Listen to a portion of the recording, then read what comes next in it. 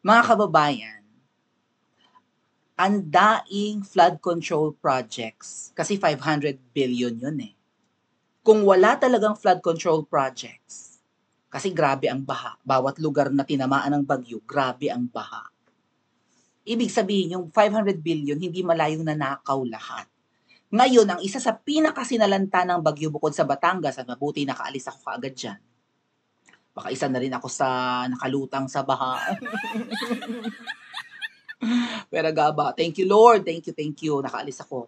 Pero pahirapan din po ang pag-alis ko sa probinsya dahil nga po may mga hindi na madaanan bukod sa may mga natumbang mga puno, binaha, hanggang bewang na yung tubig, hanap ng hanap kung saan-saang ruta na ang dinaanan ng bus namin na sinasakyan para lang makaluwas ng Maynila. Kasi ang dami nga pong evacuees, okay? And luckily, isa ako doon sa mga evacuees na nakaalis. Biro niyo, umalis ako ng alas 6 ng gabi, nakarating ako ng Maynila 11.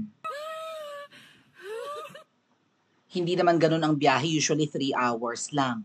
Inabot ako ng 5, 6 hours halos, 'di ba? Hindi dahil sa traffic kundi dahil sa ang hirap ng daan. Wala ring masyadong masakyan, okay? Oh, so out of that bilyon-bilyong budget para lang sa mga dredging, sa mga para i-kontrol ang pagbaha. Alam niyo naman laging umuulan, laging bumabagyo sa Pilipinas, problema ang baha, ang mga kanal punong-puno ng basura, walang disiplina ang mga Pilipino, tambak pa rin, tapon pa rin ang tapon ng basura sa kanal. So kaya, 'di ba, 'yan din ang kamalian sa atin. Kapag walang disiplina ang mga Pilipino, gustong-gusto ng mga politiko 'yan na hindi na tayo'y mga mangmang, walang disiplina, 'di ba, sa laula.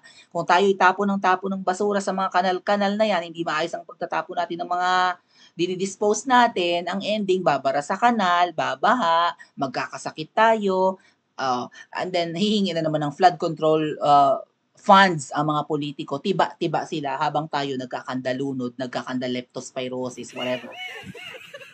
'Di ba, namamaga ang mga paa at halos may mga matitigok na sa infection. Bukod sa nalunod, kasi nga, baha na naman, hindi naman talaga ginagamit sa baha yung pera. Ngayon, isa sa pinakatinamaan ng matinding pagbaha at, pagbuhos ng malakas na ulan na naging dahilan nga po ng pagbaha din at pagguho ng lupa ay ang Kabikulan, hindi lang Batangas. Ngayon, ang tanong, gaano kalaki ang flood control projects ng Bicol at saan napunta? Bakit binaha pa rin sila? Bakit marami pa rin ang inanod ang mga bahay? Umabot hanggang bubong ang tubig sa ibang lugar. My God, 'pag probinsya hindi dapat ganyan mga ate at kuya, eh. We would understand kung Manila pa, tama ba? Kapag Manila ang binaha, naiintindihan natin. Mababang lugar ang Kamaynilaan, maraming informal settlements, maraming mga squatter. May maraming nakatira sa tabing, 'di ba, tabi ng Pasig, malapit sa Manila Bay, kung saan-saan pang mga mabababang lugar. Even parte ng Bulacan may mabababang lugar din. So, maiintindihan pa natin lalo kung Kamaynilaan ang lubog sa baha, mga bahay na hanggang bubong na ang tubig. 'Pag probinsya hindi dapat ganyan, tama ba? Probinsya nga, nayon. Sagana sa puno, may mga bulubundukin, may haharang ng tubig baha, ng buhos ng tubig ulan. Bakit ang mga probinsya binabaha ng malala? Anong klaseng public servants meron sila? Okay.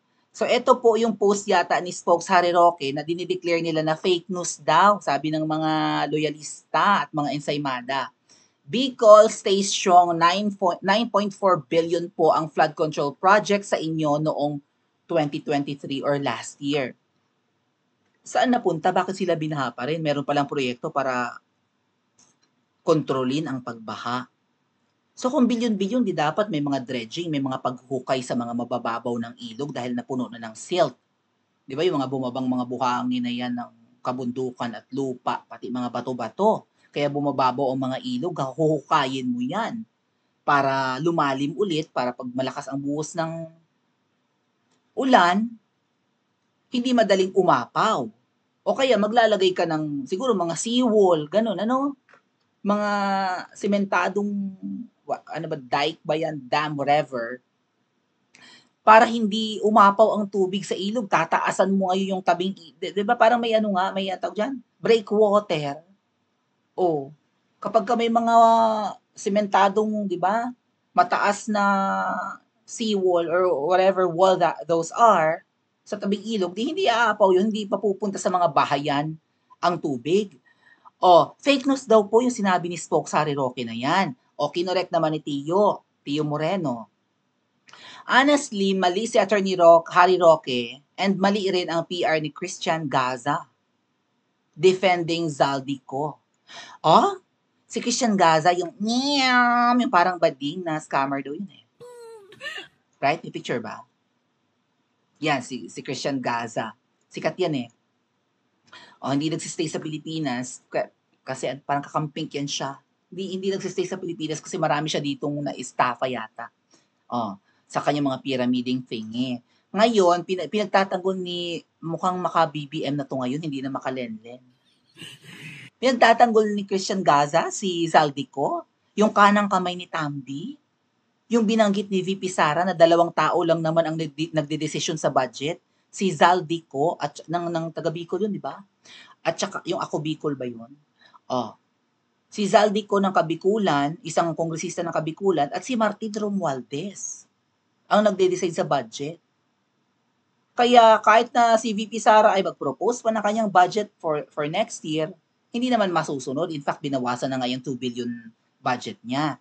Ang katotohanan daw sa Bicol Region, ang flood control project simula ng 2023 hanggang ngayon ay 61 billion. Noong 2023 daw po, 29.4 billion or halos 29.5. So ngayong taon naman, 31.9 billion. October na. Ang tanong, yung 31.9 or 32 billion na yun, all in all, yung last year's, sa loob ng 2 taon ng pag-upo ni Kuting at pagiging House Speaker ni Martin, na kung saan parang kanang kamay niya si Zaldico, na binabanatan ni VP Sara, si Zaldico raw, or ang Bicol Region daw ay merong 61 billion. So, nasaan ang flood control projects? Bakit binaha ang Bicol? Oh. So, shinare ni Tio yung ano dyan eh. O yan, sabi nga ni SAS. Mga sinisisi sa kapalpakan ng flood control system sa bansa, binangga ng barko. Sabi ni Kuting, di ba may binangga ng barko kaya daw bumaha. Hangin, malakas ang hangin, sabi ni Kuting. Basura, ayan nga po. Kung tutuusin, kung magaling din lang naman pong manungkulan ang mga politiko, tayo, pagsilita tayo, di ba? Pag nabungangaan tayo ng mga nasa gobyerno, mahiya naman tayo magtapo ng basura. Susunod naman tayo eh. Pero bakit tayo ang sinisisi? Kung sila, inutil din naman sila. Right? Hindi nila dinidisiplina ang mga nasasakupan nila. Dapat sa kanila ang sisi. Oh, Mother Nature daw kasi grabe nga itong lakas ng bagyo. Rainfall, grabe rin yung lakas ng ulan. Pero hindi sinisisi ang corruption, sabi ni SAS. Never sinisisi ng taong bayan, never sinisisi ng mga loyalista ang corruption. Oh, kung bakit bumabaha, medyo may correlation siya sa corruption. Hindi dapat tayo binabaha. Tingnan nyo na lang yung ano, 'di ba, yung Japan flood control system na 'di ba yung nasa ilalim ng Tokyo. Oh, hindi binabaha ang Japan. Eh lagi rin namang tinatamaan ng bagyo yan, lagi nga nililindol. O grabe rin ang kalamidad sa Japan pero ang bilis nilang makarecover. Never naman natin narinig na binaha ang Japan. Kung binaha, very rarely. Baka may tsunami lang. Ibig sabihin, may something sa gobyerno natin na hindi katulad sa gobyerno ng Japan at ng iba pang bansa na binabaha rin naman. Oh, ang proof ni Tio na ganyan talaga ang na hindi fake news na parang nasa ng 61 billion. Billion ang pinag-uusapan mga tatkuye. Ito, mukha lang yung 31,942 noong 2024 at saka 29,000. Pero yan po ay in billions kasi. So, ang total flood control projects ng Kabikulan ay 61 billion 425. Kinuha ni Tio Moreno ito sa DPWH. Ang data niya, Department of Public Works and Highways. Bakit kayo binabaha? Nasaan ang 61 billion? Mga taga Bicol, magtanong kayo sa inyong mga representatives. Kasi yung iba dyan, Imbis na unahin kayo na i-rescue sa baha, ay inuna munang magpa-practice ng sayaw para sa birthday. 'Di ba parang sa Bicol region din 'yun, 'di ba? Na parang kongresista na magbe-birthday daw sa Sabado. At kung ilang kongresista man meron ang Bicol region, hanapan nyo. Mag-demand kayo, nasaan ang 61 billion na flood control projects nyo. Ang daing projects para pa lang yan sa baha, 61 billion na. Paano na lang sa mga kakalsadahan? Paano na lang sa mga tulay-tulay? Paano sa education? Sa hospitalization nyo, ilang billions kaya? Ang tanong, nabigyan ba kayo ng tulong? Nagmamaterialize ba yan? Baka mamaya sa bulsa lang napunta. Payag ba kayo na ang reputasyon ng mga politiko sa Bicol ay you have De Lima, you have Trililing, right? Andyan din si Escudero, nandyan din yung mga, ano ba to, yung, na-meet ko yun eh, yung mga Villafuerte, nandyan din si Imelda Papi ng PCSO, nandyan din si Zaldico, sino pa yung mga nasa kabikulan ng mga politikong alam niyo mga kababayan dyan sa Bicol, ako naman po ay may dugong Bicol din, ang nanay ko ay half Bicolana. Kung tutuusin, dapat buhayin yung riles ng tren kahit hanggang dyan lang sa Gumaca, Quezon or sa Quezon Province. Hindi ko alam kung abot ng train system dati ang Kabikulan.